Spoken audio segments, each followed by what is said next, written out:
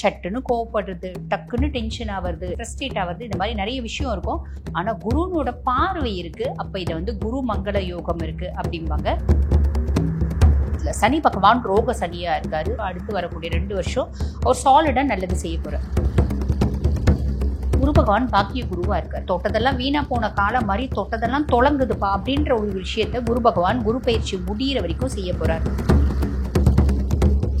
ஆனால் சனியினோட வக்ர பார்வை இருக்கிறதுனால என்ன ஆகும்னா, நிறைய நேரம் ஒரு சில பேருக்கு இப்போ ரெஜிஸ்ட்ரேஷன் அதெல்லாம் பண்ணுறீங்க அப்படின்போது கொஞ்சம் வில்லங்கும், அதில் கொஞ்சம் தப்பு கப்பு போகிறதுக்கு வாய்ப்பு உண்டு.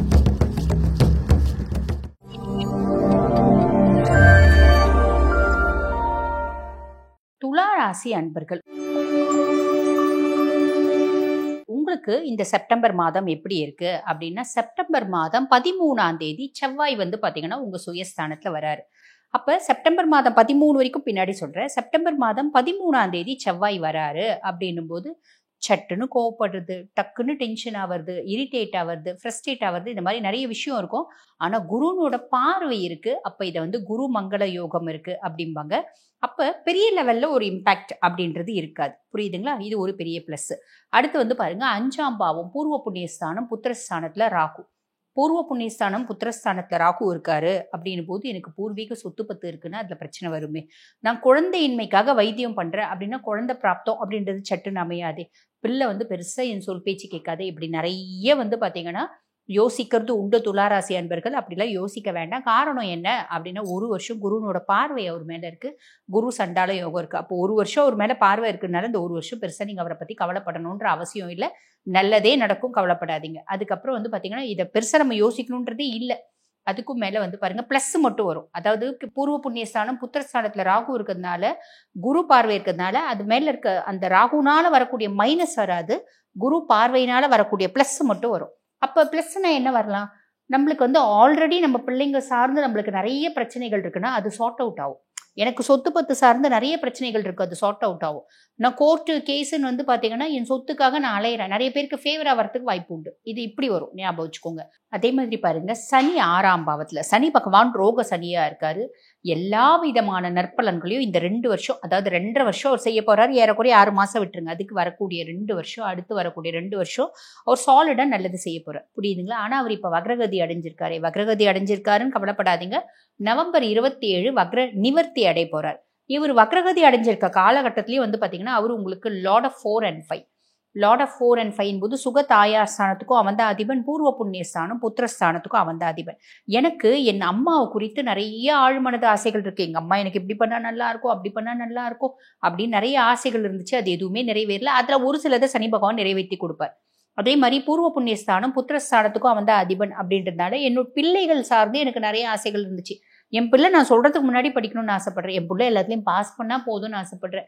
என் பிள்ளை வீட்டு வேலையில சூப்பராக செஞ்சா நல்லா இருக்கும்னு ஆசைப்படுறேன். இப்படி பல ஆசைகள் இருக்கு அப்படின்னா அது ஒரு சிலதை வந்து பார்த்தீங்கன்னா சனி பகவான் ஃபுல்ஃபில் பண்ணி கொடுப்பாரு வக்ரகதி அடைஞ்சிருக்க காலகட்டத்தில் அப்படின்னு சொல்லலாம். இது ஒரு பெரிய பிளஸ். 9ஆம் பாவம் பாக்கியஸ்தானத்துல குரு பகவான் பாக்கிய குருவா இருக்கார். அப்போ எல்லா விதத்துலையும் குட் லக், ஃபார்ச்சூன், நல்ல விஷயம். தொட்டதெல்லாம் பரவாயில்லப்பா, தொட்டதெல்லாம் வீணா போன காலம் மாதிரி தொட்டதெல்லாம் தொடங்குதுப்பா அப்படின்ற ஒரு விஷயத்த குரு பகவான் குரு பயிற்சி முடிகிற வரைக்கும் செய்ய போறார். 1 வருஷம் சாலிடா செய்ய போறார். இது ஒரு பெரிய பிளஸ் இல்லைங்களா? அதுக்கப்புறம் வந்து பாருங்க, 10ஆம் பாவம் தொழில் ஸ்தானத்துல சுக்கிரன். தொழில் ஸ்தானத்துல சுக்கிரன் அப்படின்னாலே சுக்கிரன் நீங்க எந்த தொழில் செஞ்சாலும் அந்த செய்யக்கூடிய தொழில்ல ஒரு பிரம்மாண்டத்தை, ஒரு பெரிய ஒரு மாற்றத்தை, ஒரு பெரிய ஒரு முன்னேற்றத்தை, ஒரு இம்ப்ரூவ்மெண்ட்டை ஏற்படுத்தி கொடுப்பாரு. சுக்கிர பகவான் செப்டம்பர் மாதம் 14ஆம் தேதி வரைக்கும் வந்து பார்த்தீங்கன்னா உங்களுக்கு தொழில் ஸ்தானத்தில் இருக்கார். அப்போ நிறைய துளாராசி அன்பர்கள் என் தொழிலை நான் விருத்தி பண்ணணும், தொழிலுக்கு கொஞ்சம் இன்வெஸ்ட் பண்ணணும், இன்வெஸ்ட் பண்ணி தொழிலை வந்து பார்த்தீங்கன்னா ஒரு பெரிய லெவலுக்கு கொண்டு போகணும், ஒரு நெக்ஸ்ட் லெவலுக்கு கொண்டு போகணும் இப்படின்னு எல்லாம் பிளான் பண்ணுறீங்க அப்படின்னா செப்டம்பர் 14 வரைக்கும் ஃபேவராக இருக்குங்க. செப்டம்பர் 14 என்ன ஆகுது? தொழில் ஸ்தானத்துலேருந்து மாறி லாபஸ்தானத்துக்கு வரார். அப்போ அந்த காலகட்டத்திலையும் நீங்கள் வந்து பாருங்கள், தொழில் சார்ந்த முன்னேற்றங்கள், இம்ப்ரூவ்மெண்ட், தொழில் சார்ந்த ஒரு விஷயம் செய்யணும், நல்லது செய்யணும்னா தாராளமாக செய்யலாம். காரணம் என்ன அப்படின்னா நீங்கள் செய்யக்கூடிய தொழிலில் ஏற்படக்கூடிய லாபம் அப்படின்றத நல்ல விதத்தில் கொடுக்கறதுக்கு சுக்கிர பகவான் ரெடியாக இருக்காரு. அப்படின்னா என்ன அர்த்தம்? புத்திசாலித்தனமாக தொழில் பண்ணுவீங்க, தொழில் நல்ல வந்து டெவலப் ஆகும், தொழிலில் நல்ல லாபம் அப்படின்றதும் கிடைக்கும். இது சுக்கிரன் லாபஸ்தானத்தில் வந்து உட்கார்றதுனால. ஓகேங்களா? ஆல்ரெடி உங்களுக்கு லாபஸ்தானத்தில் யார் இருக்கான்? சூரியன், கேது, புதன் இருக்கான். அப்ப சூரியன் கேது புதன் அப்படின்றது பொதுவா இந்த புதனும் சூரியனும் இணைவு புத்த ஆதித்ய யோகம்வாங்க. இது வந்து பாருங்க, நீங்க செய்யக்கூடிய தொழில்ல உங்களோட அதீத புத்திசாலித்தனத்தினால ஒரு லாபம் அப்படின்றது ஏற்படும். கேதுவா இருக்கிறதுனால வெளிநாட்டு சம்பந்தப்பட்ட தொழில், வெளிநாட்டுல வர்த்தகம் செய்யறதுக்கு நிறைய ஆப்பர்ச்சுனிட்டி கேது பகவான் ஏற்படுத்தி கொடுப்பார். இது ஒரு பெரிய பிளஸ் இல்லைங்களா? செப்டம்பர் 15ஆம் தேதி புதன் வந்து பாத்தீங்கன்னா இந்த சூரியன்ல இருந்து, அதாவது லாபஸ்தானத்துல இருந்து மாறி விரயஸ்தானத்துக்கு வராரு, அதாவது கன்னிக்கு வராரு, உச்சம் பெற்று உட்கார்றாரு. செப்டம்பர் 16ஆம் தேதி சூரியன் புதன் 2 பேரும் கன்னியில. இப்போ 12ஆம் பாவம் விரயஸ்தானத்துல சூரியனும் புதனும் அப்படின்னும் போது இது அயன சயன போஜன மோட்ச விரயஸ்தானம். அப்ப நிறைய வந்து பாத்தீங்கன்னா துளாராசி என்பர்கள் வெளியே போறது, கோயில் போறது, ஒரு ட்ரிப்பு போறது, இந்த மாதிரி நிறைய விஷயம் நடக்கும்.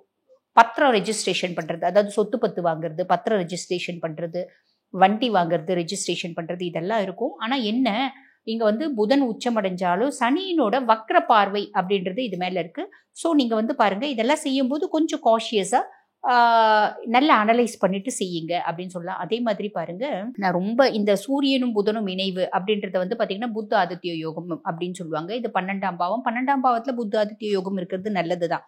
ஆனா சனியினோட வக்ர பார்வை இருக்கிறதுனால என்ன ஆகும்னா, நிறைய நேரம் ஒரு சில பேருக்கு இப்ப ரெஜிஸ்ட்ரேஷன் அதெல்லாம் பண்றீங்க அப்படின் போது கொஞ்சம் வில்லங்கும், அதுல கொஞ்சம் தப்பு கப்பு போறதுக்கு வாய்ப்பு உண்டு. அப்ப நீங்க ஏதாவது சொத்து பத்து வீடு வாசல் வாங்குறீங்க அப்படின்னா கொஞ்சமாவது லோன் போட்டுக்கோங்க.